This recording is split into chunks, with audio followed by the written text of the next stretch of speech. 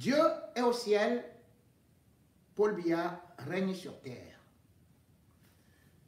Le plus vieux président du monde, d'une république, est donc du continent. Et d'ailleurs, il s'en félicite, puisque ne disait-il pas Hollande, ne dure pas au pouvoir qui veut, mais qui peut. Bien sûr, qui peut, c'est le pouvoir. Et ce pouvoir, dit-on, vient de Dieu. Sauf que, bien évidemment, si le pouvoir vient donc de Dieu, Dieu également passe par des hommes pour commettre certains actes. Dieu passe par des hommes pour nous donner des messages. Dieu passe par des hommes pour nous bénir, pour nous maudire. En 2018, bien évidemment, Biya était déjà beaucoup critiqué. Et l'Église catholique, qui était pratiquement à ses pieds, avait déjà commencé à faire de la grogne. Mais Paul Biya n'a pas entendu, ou plutôt avait voulu négocier rapidement avec l'Église catholique, disant qu'il devait s'arrêter et qu'il devait préparer quelqu'un pour la succession. Mais aujourd'hui, Biya non seulement n'a pas honoré sa parole, mais aussi il a perdu celui qui jouait le rôle de courroie de transmission entre l'Église et lui. Martin Bellingue-Boutou est donc décédé depuis le 9 mai 2019. Chassé du gouvernement en 2018, chassé du gouvernement, Martin Bellingue-Boutou était surtout l'homme qui savait parler au prélat, qui savait en même temps jouer les médiateurs entre le clergé et le pouvoir de Yaoundé. Martin Bellingue-Boutou était donc l'homme à tout faire. Et du moment où il avait déjà une licence en droit canon et qu'il pouvait aisément inviter des évêques, des prêtres chez lui, y compris aller chez eux, il était donc celui-là qui jouait le rôle de fusible. Et du coup, Biya ne sentait pas le poids du clergé, le poids de l'épiscopat contre lui. Mais voilà que Martin Bellingue-Boutou étant parti, il a mis autour de lui des abrutis congénitaux. Donc d'abord, un qu'on appelle Mbondayolo, qui n'y connaît absolument rien, dont la seule chose, bien évidemment, c'est d'exceller dans la religion de bas de jupon. Et à côté de Mbondayolo, il y a quelqu'un d'autre qui aujourd'hui, plus méchant que tous les anciens prêtres, plus méchant qu'eux, est en train de se prendre pour un roi à la place du roi, à Tanganji. Il sort des yeux et surtout il menace. Ces menaces, malheureusement, ne peuvent rien faire sur les évêques qui, eux, tiennent leur pouvoir du Vatican. Le Vatican qui est un État, l'un des États les plus puissants, sinon l'État le plus puissant au monde. Combien de catholiques existent-ils dans le monde? Tous les catholiques sont donc les habitants ou plutôt sont les fervents sympathisants du Vatican. Mais Atangani, lui, ne l'a pas compris. Il a tout simplement voulu faire le bras de fer avec les hommes de Dieu. Et bien sûr, Paul Biya, n'ayant plus de possibilité de pouvoir communiquer directement avec le clergé, s'est donc retrouvé isolé. Actuellement, non seulement le clergé est très fâché, non seulement le clergé a constaté que le régime Biya s'était durci, mais surtout que c'était devenu un régime de bandits, de voyous, et que le peuple était à bout. Que ce soit au niveau de la corruption, au niveau du niveau de vie, avec les taxes, sans pour autant oublier la guerre du Nozo dont il n'y a jamais eu de résolution, eh bien, les évêques ont commencé à faire des sorties. Ces sorties qui ont été lancé par Monseigneur Cléda, mais pas que lui, puisque tous sont sortis avec des tirs groupés. Ayant constaté justement que les évêques étaient très fâchés, qu'est-ce que le régime a voulu faire? Eh bien, à Tanganji, Momo et consorts ont encore commencé et qui ne maîtrisent pas cette diplomatie-là à sortir des yeux. Et là, le pape s'est fâché. Le pape est en colère dans la mesure où exactement les tireurs d'élite, ceux-là que le régime a recrutés, que chaque fois que Paul Biya est en mauvaise posture, ils se mettent donc à dénigrer celui qui critique le régime. Eh bien, qu'est-ce qu'ils ont commencé à faire? Ils ont commencé à dire que les évêques demandaient les véhicules. Les évêques demandaient le gombo. Les évêques étaient corrompus. Les évêques étaient ceci et cela. Les évêques faisaient le chantage à Paul Biya. Ceci a encore énervé plus les évêques et le Vatican. D'autant plus que ceux-là qui ont été envoyés, non seulement comme des soi-disant philosophes, des intellectuels, ils ont donc voulu montrer au peuple camerounais et au monde entier que les hommes de Dieu ne doivent pas se mêler des affaires politiques. Eh bien, la politique aux politiciens, et bien sûr aussi, comme ils disent, l'Église ou bien la religion aux religieux. Les évêques se réunissent donc à Bamenda. Et là-bas aussi, ça chauffe. Le régime a tenté de les diviser. Comme d'habitude, on a d'abord cherché à faire sortir ou à faire renier les paroles à Monseigneur Jean Barga pour essayer d'affaiblir les évêques. Mais jusque-là également, le Vatican, le pape, a compris la situation. Une missive a donc été envoyée à Biya. Biya, lui également, a envoyé un courrier au Vatican. Le nonce apostolique a été reçu par Atanganji. Les gens peuvent bien demander, mais qu'est-ce que ça veut dire cette histoire-là? Mais Atanganji est celui qui a mis le feu aux poudres. Et maintenant, le courrier de Biya, c'est pour essayer de calmer le jeu. Pour ne pas sortir la queue entre les jambes. Puisque d'ailleurs, dans le communiqué du gouvernement, René Sadi commence déjà à faire un pas en arrière. Alors que Biya, dans son discours du 31, était clair qu'il est toujours prêt à servir avec, bien sûr, la même foi, avec la même force. Eh bien, cette fois-ci, dans le communiqué du gouvernement, René Sadi vient dire que Paul Biya n'a pas encore pris sa position. Alors que, dans le journal même du parti, Jacques Famon Dongo, qui avait déjà fait des sorties, continue à dire que Paul Biya avait déjà pris la décision de se présenter et qu'il est incontestablement le représentant de l'Église, enfin, de leur Église, l'Église du RDPC. L'Église satanique contre l'Église de Dieu, voilà donc actuellement où se situe le bras de fer. Et ce bras de fer, c'est Paul Biya qui est en train de le perdre.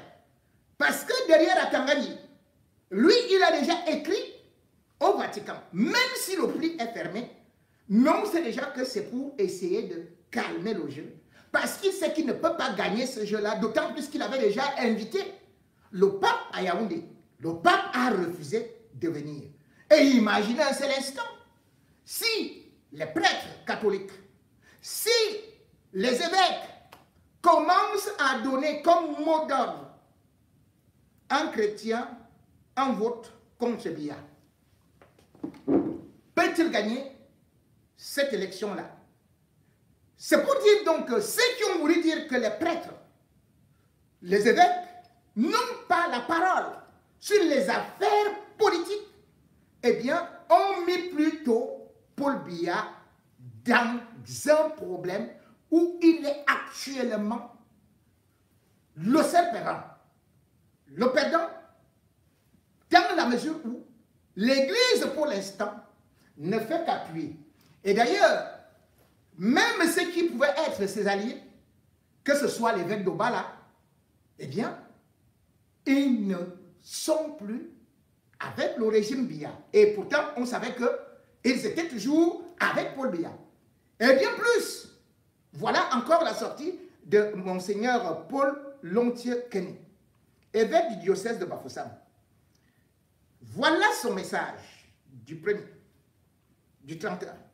Au nom de ce que les chrétiens doivent faire et à leur implication dans la gestion de la chose publique. Les choix électoraux à faire pour cette année ne doivent en aucun cas être des choix de complaisance ni de connivence.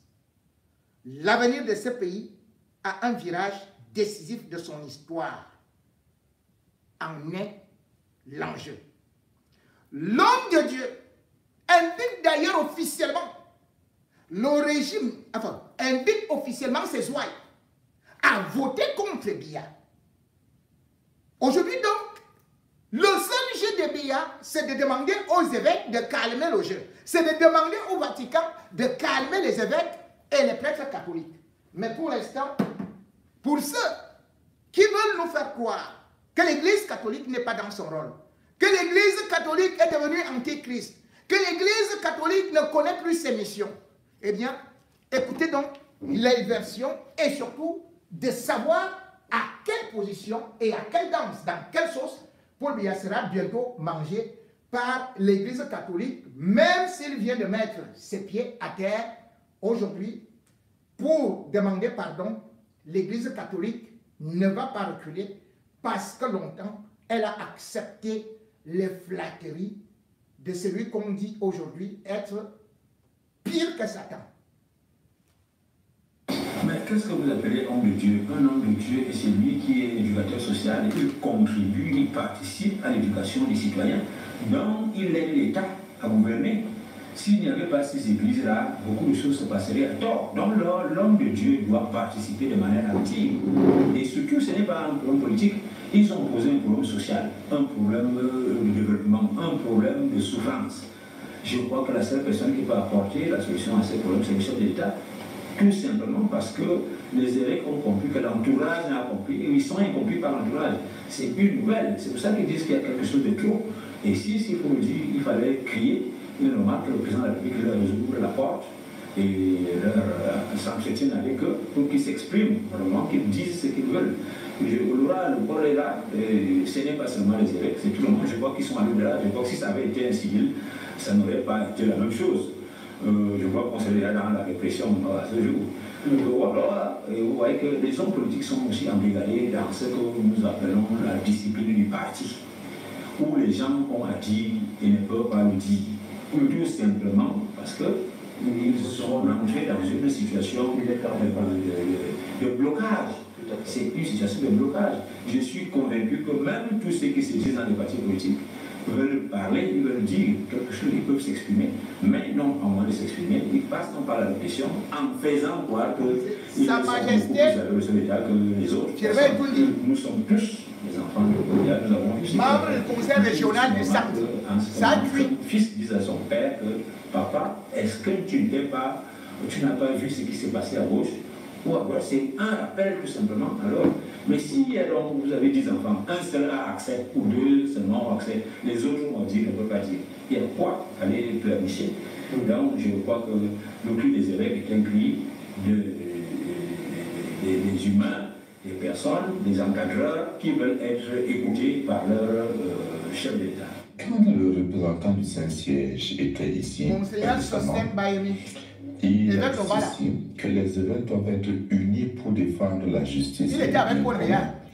Il nous a encouragés à ne pas hésiter à faire entendre la voix de l'Église qui est au Cameroun. Or, à votre première question, l'Église catholique qui est au Cameroun, comme toute Église, a une triple mission.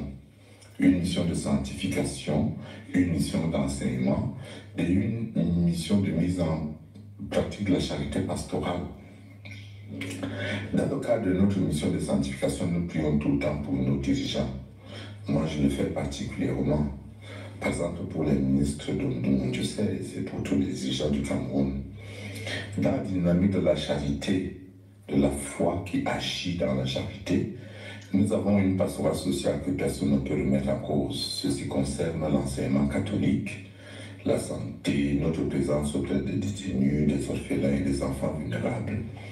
Dans le cadre du ministère de l'Enseignement, l'Église annonce la bonne nouvelle, l'Église fait la catéchèse, mais surtout l'Église, fidèle à la tradition prophétique, annonce et dénonce.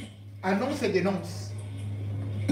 Alors, c'est dans ce cas qu'il faut comprendre que pour un évêque, pour un prêtre, pour un chrétien, c'est un droit et un devoir de porter des jugements de valeur. Un droit et un devoir.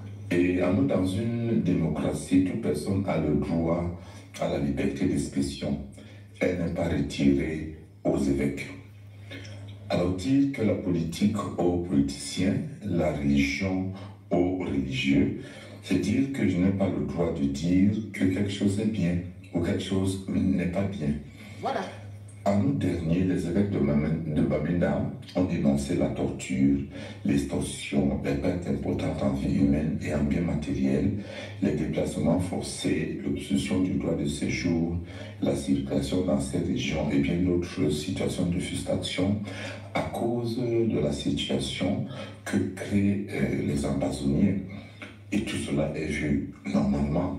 Ce n'est pas la première fois que l'Église parle des situations sociales. L'Église a écrit une lettre, la toute dernière, c'était sur les élections. L'Église a parlé de la corruption, l'Église a parlé de la famille. L'Église a toujours apporté sa voix sur la situation socio-économique et sociale, sur la situation sociale, économique et politique du Cameroun. Ce n'est pas la première fois. Et quand le représentant du Saint-Siège était ici récemment, il a dit ceci, que les évêques doivent être unis pour défendre la justice et le bien commun. Il nous a encouragés à ne pas hésiter à faire entendre la voix de l'Église qui est au Cameroun pour défendre la justice et la paix, surtout dans les moments difficiles que traverse le pays ou lorsque les circonstances l'exigent. Pour cela, il recommandait aux évêques de parler d'une seule voix et d'être unis, même lorsqu'ils ont l'impression de ne pas se faire entendre. Ceci se retrouve encore dans le site du Saint-Siège. C'est-à-dire le gouvernement qui disait ici. Le gouvernement du Vatican, c'est le Saint-Siège. On ne peut obliger personne, de faire partie d'un parti. C'est lui qui a commencé. En aucun cas, ça ne doit exister. Or, nous le savons, ici au Cameroun, tu es fonctionnaire, tu es nommé par l'État, même pas par l'État, tu es obligé de soutenir le parti au pouvoir. Cela n'est pas acceptable. Et c'est cela qu'il faut changer et que le Camerounais accepte de se libérer à ses... L'Église s'exprime soit par des lettres, soit par des déclarations, soit par des synodes, soit par des conférences, soit par des séminaires, soit par des prédications. C'est-à-dire à tous les niveaux, les évêques exercent leur mission principale qui est celle d'enseigner. Donc ils sont dans le cadre de l'enseignement. Et nous devons savoir que l'adoption sociale de l'Église, elle est motivée d'abord par le principe majeur, le respect de la dignité humaine, le respect du bien commun, la destinée universelle des biens, le principe de subsidiarité et le principe de solidarité entre les peuples. Dans un contexte comme le nôtre, où la corruption a fait son lit, les vols, détournements, les gens n'arrivent plus à vivre, les petits soins, l'eau, l'électricité, la santé, rien ne va. C'est la dignité de l'être humain qui est menacée. Et donc, les évêques ont l'obligation de sortir. Je leur dis d'ailleurs merci en ce début d'année d'avoir versé un peu béni. Ils ont versé un peu béni sur le Cameroun, et le faisant, les démons de la malgouvernance et de la corruption sont en train de s'agiter. Parce que quand on verse le béni, justement, ce sont les démons qui s'agitent, et c'est ce que nous constatons. Mais vous ne répondez toujours pas à ma question, à ma question, Père. Je veux dire, vous avez dit que le magistère de l'Église s'exprime par des déclarations, mais des déclarations de qui? Est-ce qu'on peut considérer... L'évêque est évêque dans son diocèse, mais il participe en même temps au magistère universel. C'est-à-dire quand il s'exprime dans son diocèse, que ce soit par un écrit ou par une homélie, c'est universel. Donc, est-ce qu'on peut dire aujourd'hui que l'Église catholique du Cameroun est opposée à une nouvelle candidature de Paul Biya? Ça ne se voit pas. L'Église vous dit, il y a la raison, utilisez votre raison. L'Église vous dit, notre cher président, qui est d'ailleurs un fils d'un ancien scénariste, est au pouvoir depuis un temps que vous pouvez calculer et que, naturellement, Dieu lui a accordé la grâce d'une santé, de l'âge, on s'incline dessus. Mais on dit que quand même, si jamais on le reconduisait, si Dieu lui accordait vie, il gouvernerait le Cameroun jusqu'à l'âge de 100 ans, en tenant compte de l'âge qu'il a maintenant. Et l'archevêque voilà vous dit, c'est irréaliste. Et moi je dis c'est surréaliste. Il faut qu'on passe à autre chose. Monseigneur Préda n'a pas été le seul évêque à faire une déclaration dans ce sens. Le professeur. Moi également, au titre de professeur d'université et de membre de la société civile scientifique. J'en ai largement fait écho. Ce qu'il faut retenir, c'est que cette question a largement fait l'objet d'un feuilleton médiatique qui, à la limite, lié à un psychodrame politique. J'en veux pour preuve la position initiale du ministre Grégoire Ouna, qui, à RFI, a déclaré clairement que Monseigneur Préda n'était pas dans son rôle, qui s'était écarté de son statut de religieux. Et pas plus tard qu'hier, le même ministre a fait un post dans le sens de l'apaisement. Alors, ce rétropédalage signifie à mon sens la faiblesse du raisonnement. Il faut déjà opérer un constat de réalité. Le peuple camerounais est à la peine. La souffrance est là, c'est un constat. Et nous vivons dans un contexte sociopolitique où les gens ont peur de s'exprimer. Voilà un vrai intellectuel du Sud. Le pouvoir est verrouillé, la liberté d'expression. Et c'est justement à ce moment opportun, bien précis, qu'interviennent les religieux. Et là, je dis qu'ils sont dans leur rôle, pour 3 raisons. La première raison est d'ordre religieuse. Restons dans leur environnement des hommes d'église. La Bible ou les Saintes Écritures nous enseignent clairement qu'il faut éviter de faire le mal. Voilà. C'est quoi le mal? C'est l'action de l'homme qui consiste à faire ce que Dieu interdit ou alors de ne pas faire ce que Dieu recommande. Pour l'essentiel, la Bible recommande la restitution de la vérité. Et de ce point de vue, les hommes d'église ont l'obligation religieuse de dire la vérité. Maintenant, du point de vue du droit international, on a comme l'impression que les gens ont tendance à oublier qu'il existe un État du Vatican. Un État du Vatican qui entretient des relations diplomatiques. Vous ne me direz pas qu'un État, dans le cadre des relations interétatiques, on ne prend pas des positions politiques. Les évêques sont membres d'un État que celui du Vatican. Et de ce point de vue, ils sont libres de prendre une position allant dans le sens de la défense des intérêts du peuple. Troisièmement, au plan du droit public interne, la Constitution. Le débat se déroule au Cameroun. Que dit la Constitution? La toute première liberté conférée aux citoyens est la liberté d'expression, au rang de laquelle figure précisément la liberté d'expression. Et c'est la même Constitution qui dispose clairement, dans le préambule, que cette liberté est indistinctement octroyée aux citoyens. Et nulle part dans la Constitution, les religieux sont exclus du bénéfice de cette liberté. Est-ce que nous sommes d'accord là-dessus? Tout à fait, professeur. Et même, une arme imparable dans la Constitution, il est à la disposition qui voudrait que nul ne soit contraint de faire ce que la loi n'ordonne pas. Alors, demandez aux religieux de prendre la défense du peuple. À quel fondement normatif? Aucun. Sous le bénéfice des observations qui précèdent, les évêques, à mon sens, sont bel et bien dans leur rôle. Et pour moi, in fine, il s'agit d'un épiphénomène. Mon avis également va dans le sens du propos de Monseigneur Préda. Déjà, ce qu'il faut faire observer, c'est que la déclaration de candidature du président de la République ne souffre d'aucune contestation. Il a dit, écoutez, en rappelant les échéances futures, les défis qui nous interpellent, qu'il reste que sa détermination à servir le peuple demeure intacte. Ça veut donc dire qu'il sera candidat. Voilà. C'est sérieux. Vous le savez, à plusieurs reprises, je l'ai dit, il faudrait bien que l'entourage du chef d'État laisse notre président de la République, qui a pu donner ce qu'il a pu donner, il a donné avec les moyens qui étaient les siens, aller se reposer. Ça fait 42 ans qu'il est au pouvoir. 43 Et quand on essaie de faire le bilan, rapport, temps, moyens octroyés pour servir le peuple, vous êtes d'accord avec moi qu'il est négatif. Voilà.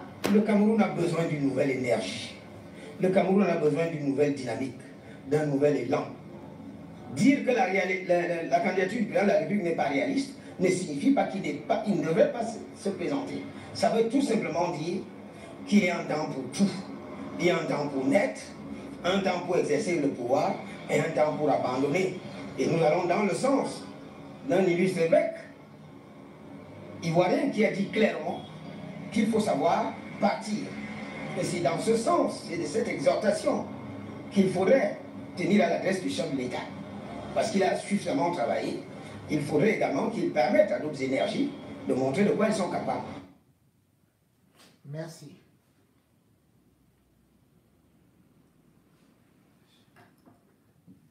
Sur ce, les évêques sont dans leur droit. Ils sont droits dans leur botte.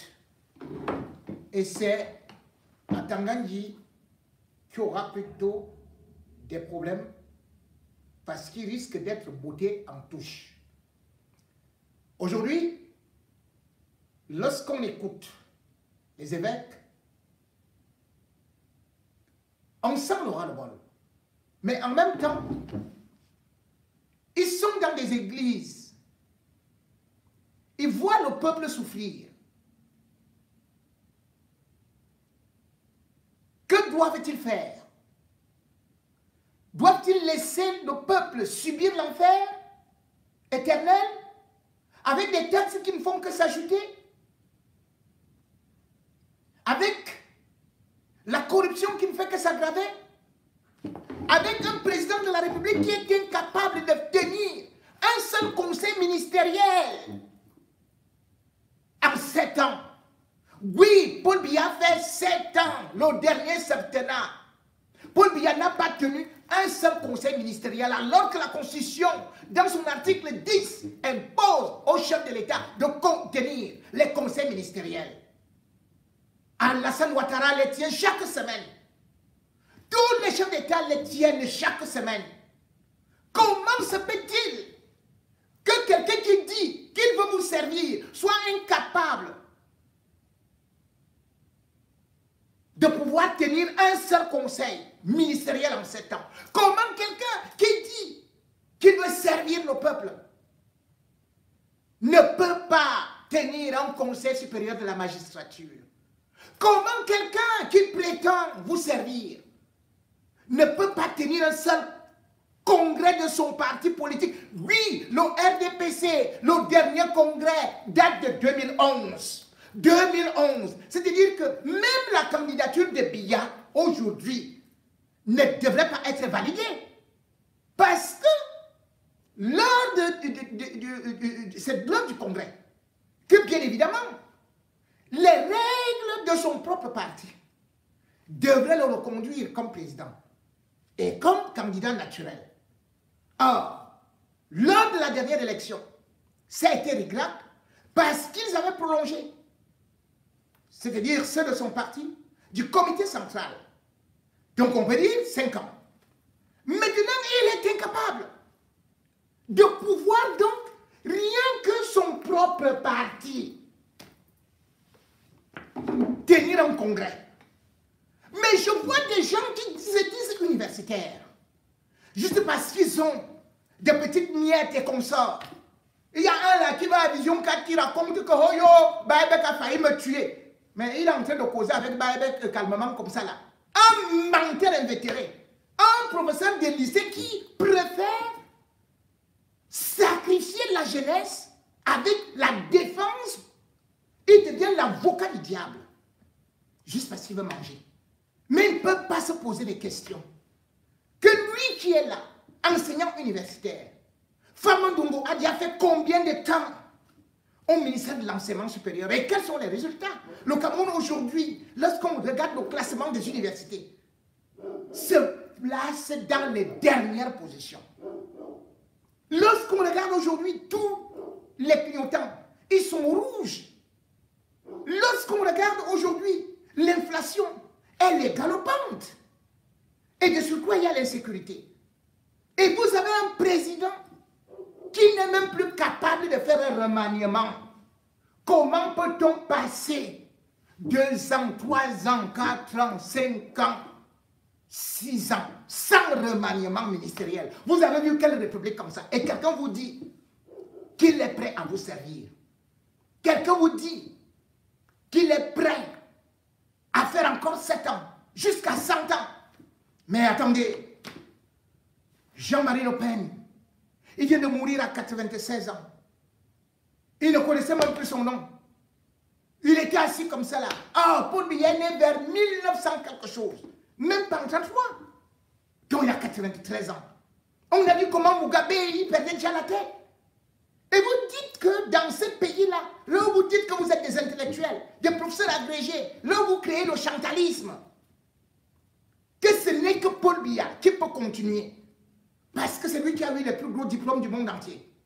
Pourtant, son dernier diplôme, ou le diplôme le plus élevé, c'est la licence. Et vous nous dites que vous êtes les plus instruits. Comment c'est un licencié seul qui peut diriger le Cameroun? Alors que les licenciés au Cameroun sont juste là, colboxeurs. Et d'ailleurs, c'est eux qui aujourd'hui sont ramenés par Ketia Cortés pour être dans l'aéroport des motos volantes. Non. Les évêques, dont la mission sacerdotale est d'être aussi le thermomètre social, n'ont fait que dire ce que l'Évangile recommande et le bon sens. À savoir qu'aujourd'hui, Paul Biya est inutile, mérite une maison de retraite, mérite d'aller se reposer, même si pendant ces 43 ans, vous vous rendez compte, il n'a fait que dormir. Paul Biya était ministre à la présidence de la République. Ministre conseiller. En 62. Donc il avait 29 ans. Donc Paul Biya a des responsabilités. Vous vous rendez compte depuis 62. Ce n'est pas depuis 82. Donc, lui là, il nous dit que les gens doivent aller à la retraite à 55 ans, 60 ans. Mais c'est lui qui est... C'est-à-dire des gens qui ont les petits postes. On dit qu'ils sont déjà fatigués. Ils doivent aller se reposer à 55 ans. Lui qui a déjà fait 61 ans de service. C'est-à-dire que les autres qui vont se reposer n'ont pas fait 50 ans de service, hein, ni 30 ans de service, ni même 20 pour certains. Paul Biya les envoie en retraite. Mais lui qui a 61 ans de service dans la haute administration, pour tout le Cameroun là, il n'y a pas de remplaçant. C'est lui qui a toute l'énergie. C'est lui qui est l'homme le plus instruit. C'est lui qui est le seul génie. C'est lui seul qui peut conduire le pays. Un pays de 32 millions, 35 millions d'habitants, c'est comment, non? Même Dieu, n'est-ce pas, qui partage le pouvoir? N'est-ce pas que d'un côté, on entend que, oh, Jésus-Christ. De l'autre côté, on entend Allah. De l'autre côté, on entend ceci et cela. Et quand les gens veulent dire que Paul Biya, oui, l'église doit s'occuper, le pape est vieux et tout. Mais attendez. Paul Biya, depuis 82, a connu combien de papes?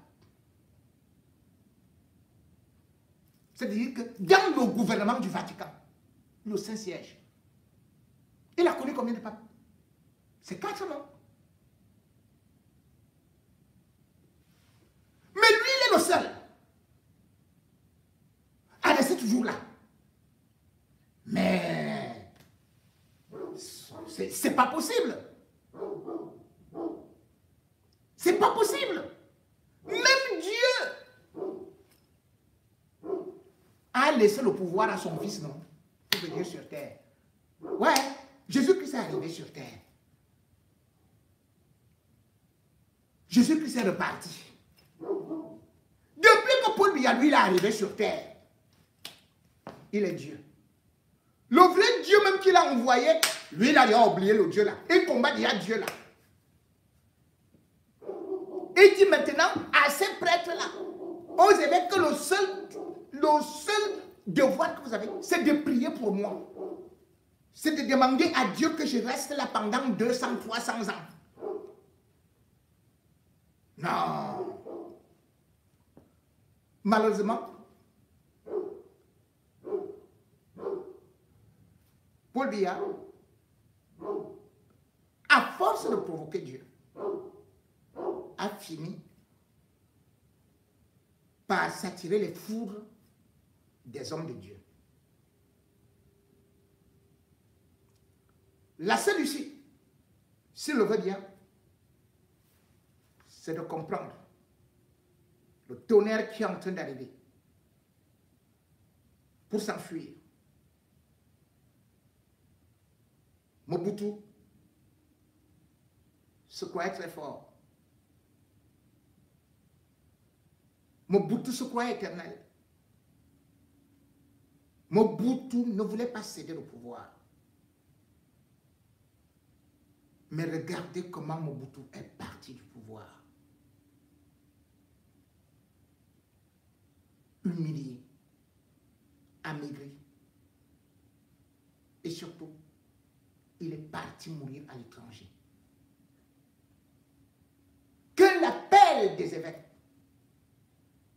qui ne peut venir que du Vatican, comme d'ailleurs eux-mêmes continuent à le dire, ne soit pas pris à la légère et que les petits agents de diable, les diabloteurs du régime Biya, ne croient pas que ils vont prendre tous les prêtres et les enfermer à Kondengui.